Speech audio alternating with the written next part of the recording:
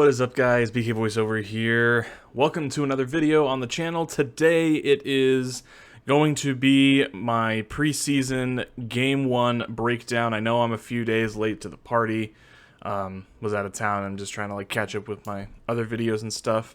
But for today's video, I really want to dive more into depth during the game, give my notes on the game, my top 5 winners, and my bottom 5 losers of the preseason game, and kind of give my 53-man roster prediction coming out of this game. So it's also important to know, if you watched my previous video, Seattle has already made their player cuts, so I will be factoring that into my roster prediction. But in case you haven't seen my news video from yesterday, go ahead and watch that, get you up to date on all the roster moves that have happened and the trade that happened yesterday. But in the meantime, before we get started, if you like the video, be sure to give it a like so I know that I'm doing a good job. Or don't, and tell me that I'm doing bad, and I will find ways to do better. Of course, always hit the subscribe button if you're looking for daily Seahawks content during the off-season, regular season, and hopefully the postseason. So without further ado, we will go ahead and get started. But I have to, before we get into the breakdown, a sad piece of news. Quarterback Drew Lock, who is currently still behind Geno Smith in the starting quarterback competition, tested positive for COVID today. He was slated to start on Thursday against the Chicago Bears, but that is pretty much gone, so hopefully he tests negative and is able to come back and start at least one preseason game so we can see him against an actual NFL team, even if it is just backups, but playing with the first team offense. But yeah, I think at this point, with Locke missing an entire other game, it sounds like Drew Lock is... Geno Smith has basically already won the QB battle, but we will get into that in a little more detail. So hoping Drew Lock's feeling okay, feels better, test negative soon. I think he does have some potential. We shall see if he needs to back up Geno along the way. So moving into the real meat of this video, we are going to start off and go through what happened in that Seahawks Steelers preseason game. So without further ado, we'll go ahead and get started, and we'll start with the offense. So like I said before, Drew Lock and Geno Smith both played admirably. They both made their plays. They both made their mistakes. All in all, they both looked about what we would expect at this point. Geno Smith got up to a very slow start. Ended up going 10 for 15 for 101 yards. No touchdowns, but he did have he did scramble for a rushing touchdown, so good on him there. But again, took a really bad sack on 3rd and 6. He was just dancing in the pocket, had no idea where he was throwing to at that point. So pretty bad mistake there. Drew Lock, while he did have a better stat line, 11 for 15, 102 yards, 2 passing touchdowns, no rushing touchdowns. He did take an additional sack, and even though he did have a better QB rating,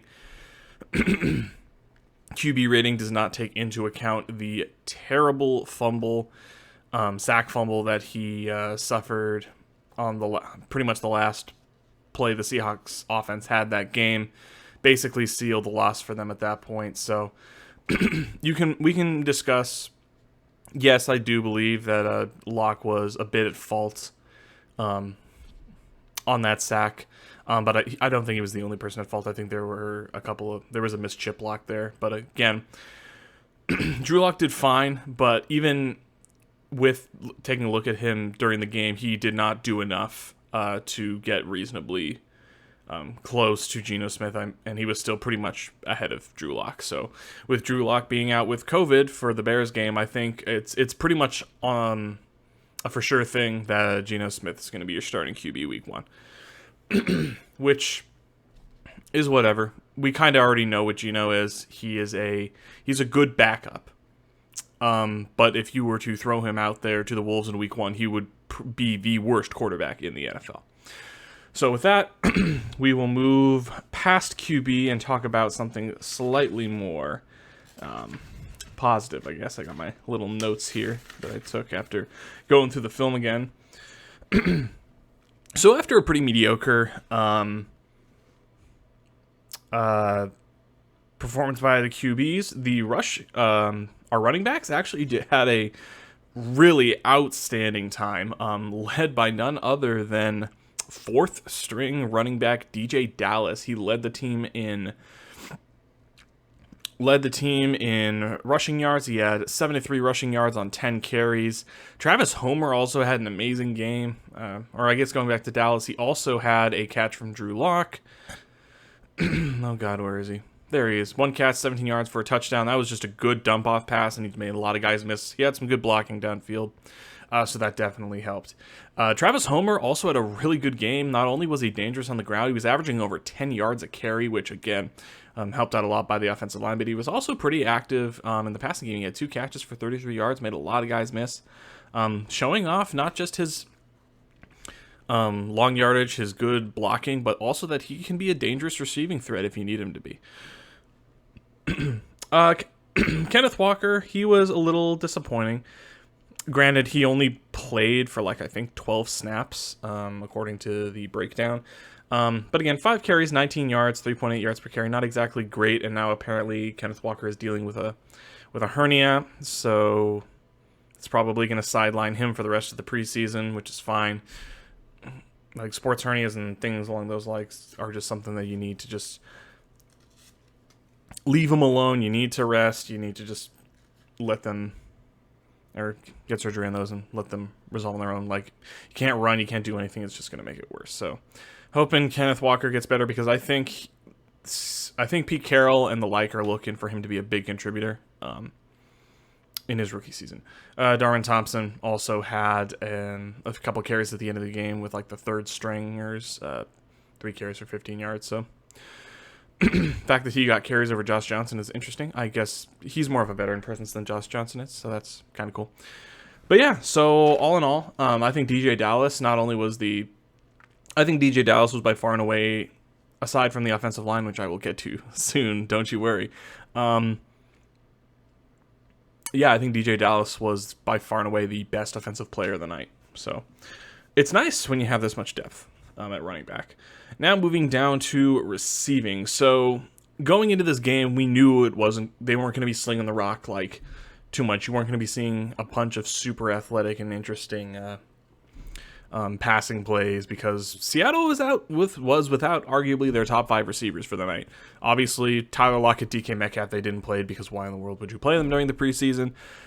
But you were also without the likes of D. Eskridge, who was nursing a hamstring injury, Freddie Swain, who was out with I forget what injury he had, as well as Goodwin, he was also injured. So your top running back, or your top 3 wide receivers of the game were Bo Melton, Derek Young, and Cody Thompson, probably. And again, if you heard about the cuts the other day, you'd know that Cody Thompson has been sent to IR, and his season is pretty much done.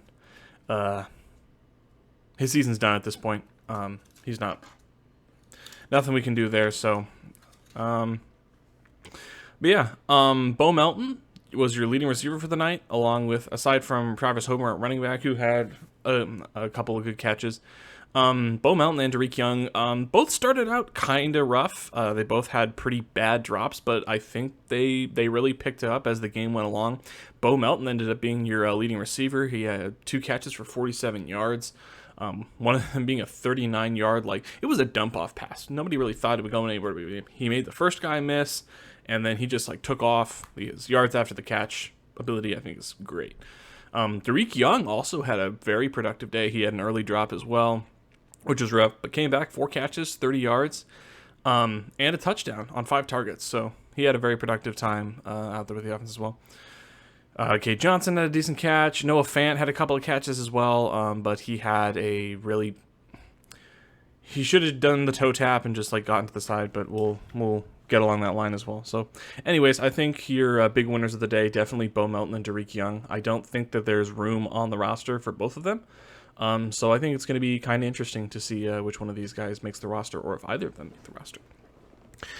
So moving on to tight ends. I don't think Disley played a single snap in this game, so it was the Fant and Parkinson show and a little bit of Tyler Mabry for most of the night. Like I said, Fant had a couple of good catches, even laid a couple of decent blocks, which was really good to see because Fant really isn't much of a blocking tight end. Parkinson, he had one catch for 5 yards, but again, he had a lot of bad drops. For a guy who was his hands were supposed to be like really developed, like one of his best qualities and be a great red zone threat, he was getting balls batted away like every which way. So, especially with now JJ Arcega-Whiteside being on the roster now, who did play some tight end. If Colby Parkinson doesn't pick it up, he could very well be on the roster bubble at the end of the season. So, we'll have to wait and see. Penny Hart, 2 catches for 3 yards, not very impressive. Darwin Thompson had a catch, and then Kevin Cassis. Don't pay attention to Kevin Cassis, one catch for negative 10 yards. It was the last play of the game, and it was basically a give-up play. So, yeah. Cassis, don't worry about Cassis. Fant, couple catches. I'm just taking a look over my notes again. Some ball awareness issues with his hands. Parkinson was disappointing again. Mabry was fine. He had one catch for 7 yards on 2 targets and a couple of good blocks with the second and third stringers, but he was also playing the backups of the backups defense, so not a whole lot you can say from that. So the offense was pretty good, but I think the brightest spot for this offense is not going to show up in the box score. That's because it was the offensive line was by far and away the best part of this entire thing. Charles Cross looked elite. Did not allow a single pressure all night. That's awesome. There were so many like on all the pass blocking snaps, even for the entire offensive line. On every single pass blocking snap of the night, the Seattle Seahawks allowed 1 QB hurry. Not a sack, not a QB hit, a hurry, which is insane. Abraham Lucas had a great pancake block. He's fantastic in run defense. One of the big concerns is always coming from an air raid system. He wasn't asked to block a lot. We know he's athletic, but what will he really do once he gets to a pro-style offense? He did great. No complaints. No complaints whatsoever. He was a stud all night. Who else? Damian Lewis and Phil Haynes as your starting guards looked great. Phil Haynes, I think, had the highest run blocking grade of any player on the team. Honestly, the most disappointing player on the starting offensive line was Austin Blythe, and even then, he was average to above average center, which is about what we had last year. And I think he had like an overall PFF grade coming out like 62.3. So it's average. So I will take that. So yeah, even the backups did good. Curhan, Stone Forsythe did great. Island even got some snaps. Kyle Fuller got some snaps. I know it says 3 sacks up there, but 2 of those sacks were mostly, if not entirely, on the quarterbacks, and I forget what the other sack was. I think that was just a coverage sack, honestly. So yeah, I think the offensive line for the most part did really good. So I can't gush about them much more than I already have. So yeah, the offense for the most part very solid. Unfortunately, when we go to the defense, those bright spots are noticeably much less so. As you can tell, they put up 32 points on this defense. So number one, let's get the good out of the way quick, because it's going to be real quick. The pass rush was good. Granted, it's against the Steelers, and their offensive line is noticeably not that great. But we'll take the good with the bad. But they were harassing the Steelers all night long. Miles Adams got pressure. Shelby Harris got pressure. Alton Robinson got pressure. But the star of the night on that line was second round draft pick, picked 40th overall, Boye Mafe. He had 3 tackles, 2 sacks, and a tackle for loss. He was in the backfield all friggin' night. Also, Darrell Taylor had a couple of pressures in there as well. Did miss like a super gimme sack, but I will let that slide for now because we know that he's better than that. Another small bright spot, UDFA Vi Jones, who I was really pushing for to make the 53-man roster earlier in the offseason. He had a sack too, and a couple of tackles, but was honestly kind of forgettable after that. And that's the good. Let's get to the bad. And especially for a defense, this first note is probably a game killer. Their tackling was completely and utterly atrocious. It was horrendous all night, and everybody sucked. It was not a couple of people. Every player sucked at tackling. It's like Bobby leaves and everybody forgets how to tackle. It's insane. And aside from the tackling, the coverage was... Yeah, the coverage was bad. Coverage was just bad. Obviously, Sidney Jones was dealing with concussion symptoms, and Artie Burns was out with another minor injury. They just didn't want to risk it. So your 2 starters were rookies, Tariq Woolen and Kobe Bryant. And oh my God, was it a baptism by fire. They had their good spots, but Tariq Woolen and Bryant got picked on all night. Tariq Woolen had a blown coverage, which led to a touchdown. Kobe Bryant was getting harassed by Pickens basically the entire game, and I'm not even mad about the touchdown. That was just a great throw and a great catch. So yeah, I can't be annoyed about that at all. But again, it wasn't just that. Bryant was getting picked on. Justin Coleman, who veteran nickel. When he came in and played for us like a few years ago, he was arguably the best nickel cornerback in the league, and now watching him in that game, he just looked completely washed. Like, it was bad. So yeah, with them with trading Ugo Amadi, the way it was lining up, Justin Coleman was going to be your starter and Ugo was going to be his backup, but the fact that you traded the backup and the starter looks this bad is... I know Marquise Blair has some experience at nickel.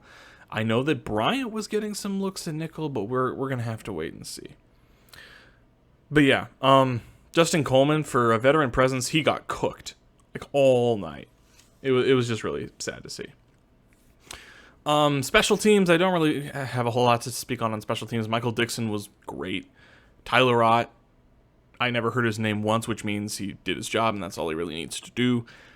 Jason Myers continues to frustrate the hell out of me. Yes, he was perfect on extra points. Yes, he was perfect on field goals, but that was a 33-yard field goal that you kicked and it hit the upright. And yes, it bounced fair, and that's good. It gets you the points. But my goodness, man, you are being paid $5 million this season at kicker. Those are gimmies. You should not make them look like they are absolute travesty. That's what I got to say on the game notes. So, game notes, we'll get into 2 more items. We'll go over my 5 biggest winners of the night, my 5 biggest losers of the night, and then go over my 53-man roster prediction really quick. So, my first and biggest winner of the night, where is he? I raved about him earlier. Boye Mafe he was amazing. Like, 3 tackles, 2 sacks and a forced fumble, as well as a tackle for loss. He was harassing the backfield a lot. I know Seattle wanted to use him more as like a designated pass rusher. And honestly, that's probably where he needs to start right now, because still a very raw prospect, but the talent is there, and you saw it that night. Again, against a not that great Steelers offensive line, but again, he's doing everything that's asked of him so far, and I think he's going to demand a bigger role by the end of this season. So Mafe, absolutely my biggest winner of the night. His stock is through the roof right now, in my opinion. The other two winners. very similar because they both play tackle. Granted, it's on opposite sides of the line. But my next two winners, Charles Cross, and I will go ahead and duplicate this guy over here,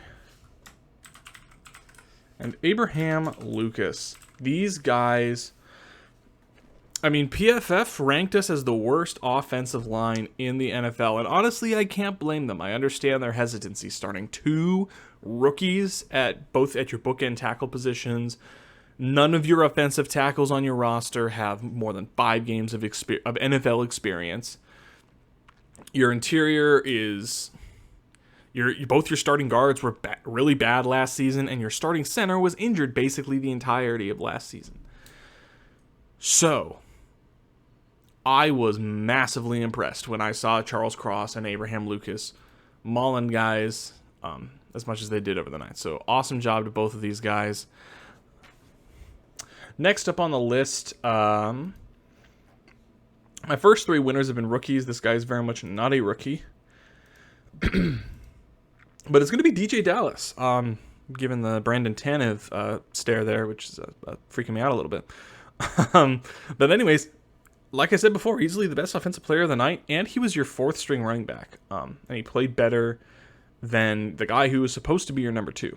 So, granted, it's the preseason again, but 73 rushing yards on 10 carries, 7.3 yards per carry, as well as a receiving touchdown for 17-yard receiving touchdown. So, fantastic night. Super proud of the guy. And then last but not least, another offensive lineman. Again, not a rookie, but Phil Haynes.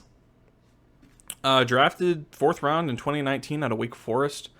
He was always very talented. He was very impressive in the few games that he did play. It's just he was always injured.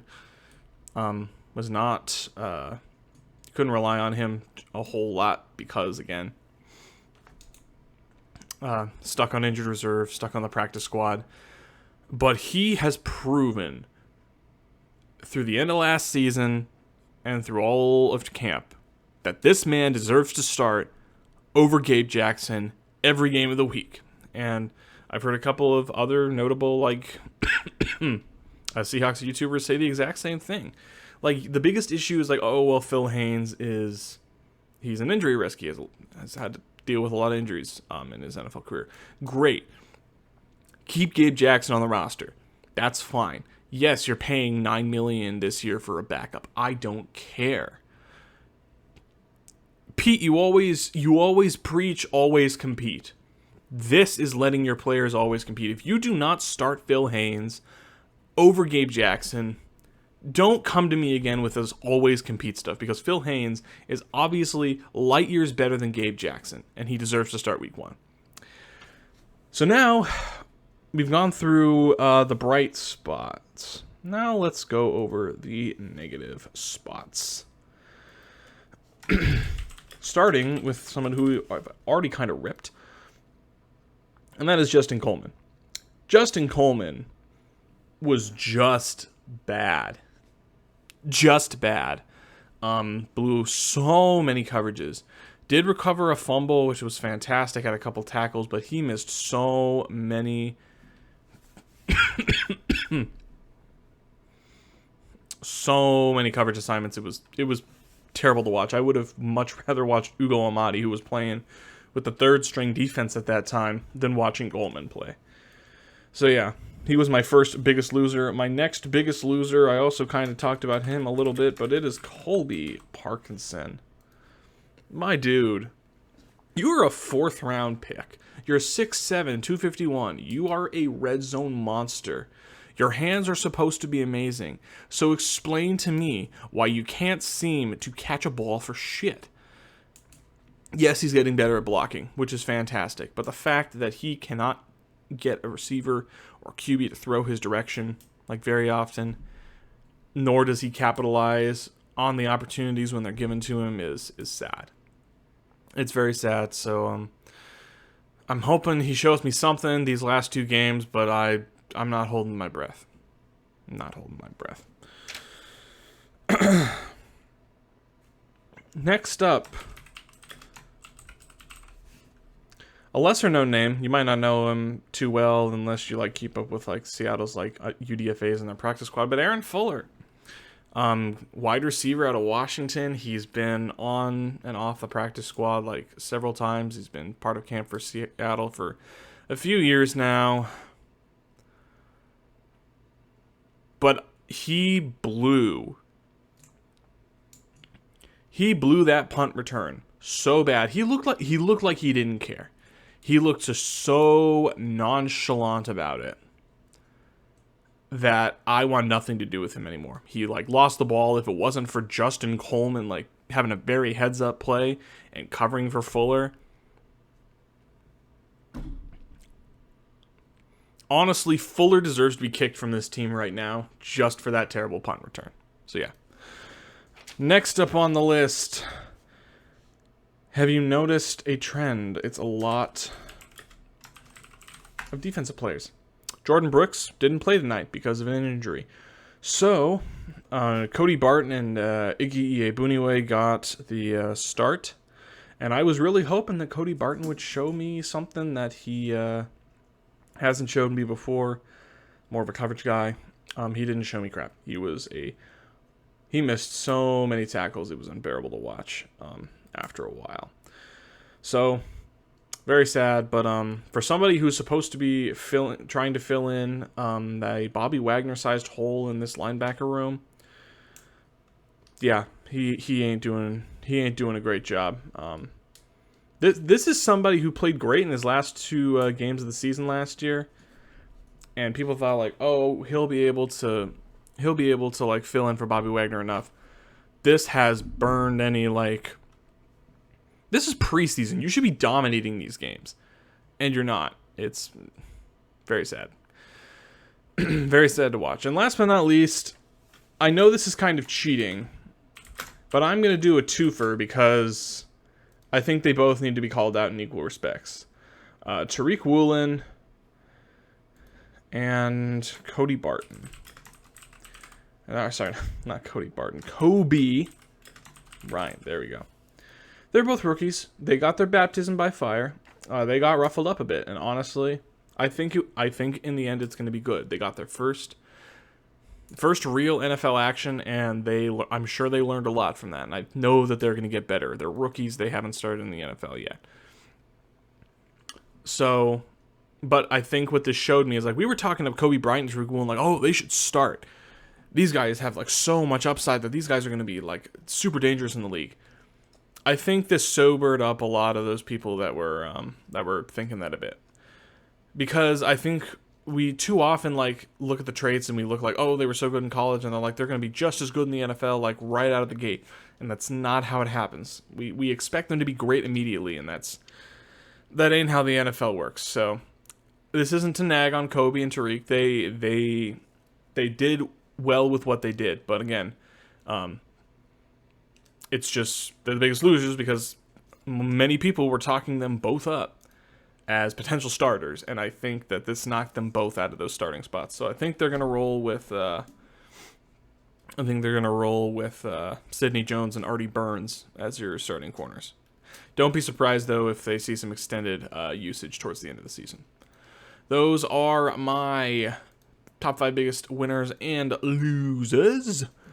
So with that, let's go over the current 2022 depth chart. I think I've updated this now fully for all of the roster moves that I've made.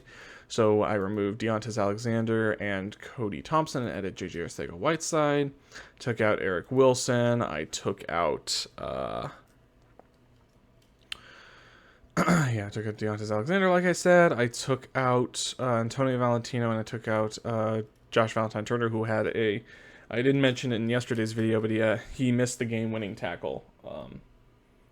So, yeah, we shall see what happens there.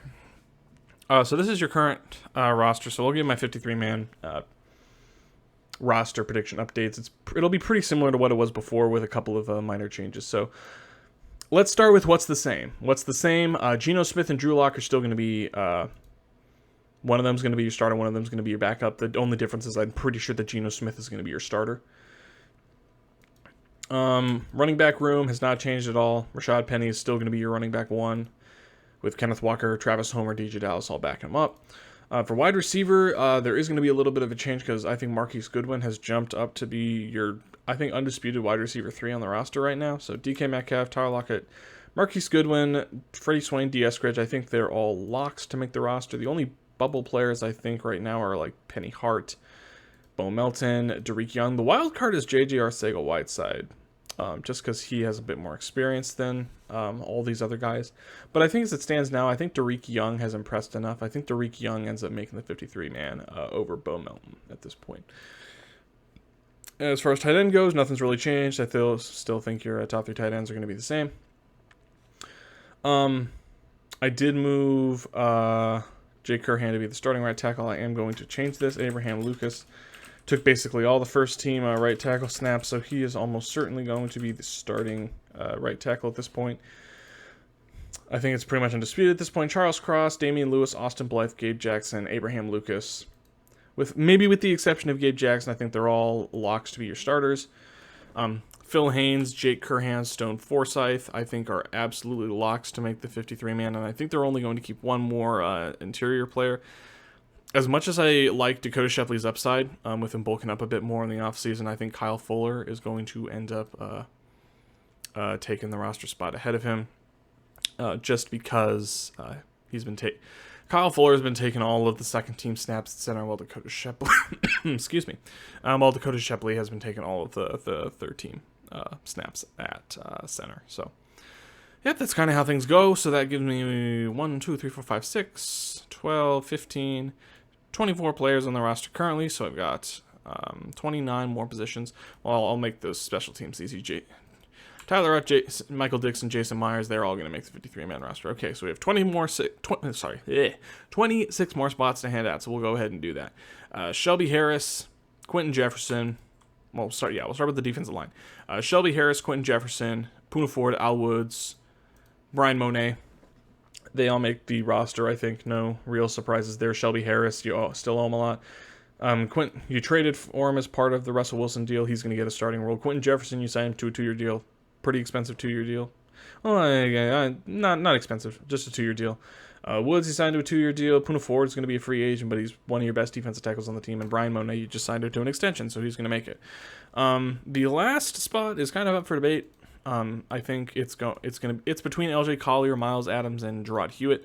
I think Miles Adams is making a big play to make the 53-man roster, but I think at this point it's going to be LJ Collier. So we'll keep it with LJ Collier. Outside linebacker room, I see Seattle keeping 5. Uchenna Nwosu, Darrell Taylor are basically penciled in as your starters right now. Boye Mafe is going to be backing them up immediately, as well as Alton Robinson and I think Tyreek Smith, even though he didn't play due to a hip injury. I think he makes the roster. I like his upside. Sorry to Aaron Donkor. You're a free roster spot if you stick on the practice squad, so we're going to keep you there. And Oni Chogu, I think, is going to be cut. Jordan Brooks, Cody Barton, Joel Iyiegbuniwe, and Nick Bellore. I think they're only going to keep 4 inside linebackers and just try and keep a couple more of these guys on the 53-man roster. I think John Radigan's going to start the season on IR. And then Vi Jones and Tanner Muse are going to probably be your practice squad favorites. I also like what I saw from Joel DeBlanco. So maybe he makes the 53, or not the 53-man, the practice squad in some capacity. For your cornerbacks, so we have 26 spots. We're up to 16, 14, 11. So we have 11 spots to play with our secondary, and we're going to need all of them.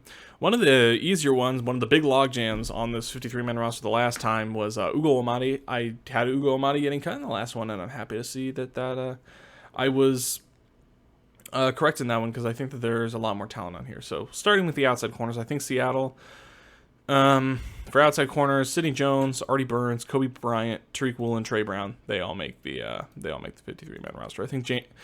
I know Trey Brown's been sitting on the PUP list for pretty much all of training camp, but I'm pretty sure he'll be activated before the start of the regular season, so we'll keep him there. I have Marquise Blair listed as a nickel corner, but he will play a role in safety as well. But yeah, Justin Coleman, Marquise Blair, they're both going to make the 53-man roster. And then with that, I think it's going to be Quandre Diggs, Jamal Adams, Josh Jones, and Ryan Neal. Josh Jones has been absolutely a monster in training camp so far and had made a couple of good plays during the game. So, yeah, I think that, round out the rest of your backfield with your 2 highly paid safeties and Josh Jones and Ryan Neal, Ryan Neal, we know who he is. He's going to do great. So anyways, recapping really quick, that is my 53-man roster prediction after the first game of the preseason. Again, Geno Smith, Drew Lock, your quarterbacks. Running back room is Rashad Penny, Kenneth Walker, Travis Homer, and DJ Dallas. Your wide receiver room is DK Metcalf, Tyler Lockett, Marquise Goodwin, Freddie Swain, D. Eskridge, and Derek Young. Your tight end room is Noah Fant, Will Dissly, and Colby Parkinson. Your starting offensive line is Charles Cross, Damian Lewis, Austin Blythe, Gabe Jackson, and Abraham Lucas, with Stone Forsythe, Kyle Fuller, Phil Haynes, and Jake Curhan backing them up. Shelby Harris, Al Woods, Poona Ford is your starting defensive line, with Quentin Jefferson, Brian Monet, and LJ Collier backing them up. Your outside linebacking room consists of Uchenna Nwosu, Darrell Taylor, Boye Mafe, Alton Robinson, and Tyreek Smith. Your inside linebacker room consists of Jordan Brooks, Cody Barton, Joel Iyiegbuniwe, and Nick Bellore. Your corner room, Sidney Jones, Artie Burns, Tariq Woolen, Kobe Bryant, Trey Brown, Justin Coleman, and Marquise Blair are your nickels. And your starting safeties are Quandre Diggs and Jamal Adams, being backed up by Josh Jones, Ryan Neal, and special teams, no changes. Jason Myers is still your kicker. Michael Dixon is still your punter. Tyler Rod is still your long snapper. And with that, I know this video has gone on way too long, so I'm going to cut the video here. So thank you guys so much for watching, if you still are. Like I said before, if you like the videos, you want to see more, you hit that like button. Let me know I'm doing a good job, or don't. Tell me I'm doing a bad job. I will see what I can fix. Aside from that, if you do like the content, you want to see more, you want to be notified whenever I post. We're going to be posting a lot more once the regular season starts. Hit that subscribe button and hit the bell icon to be notified whenever I post. So once again, thank you guys so much for watching. And as always, go Hawks.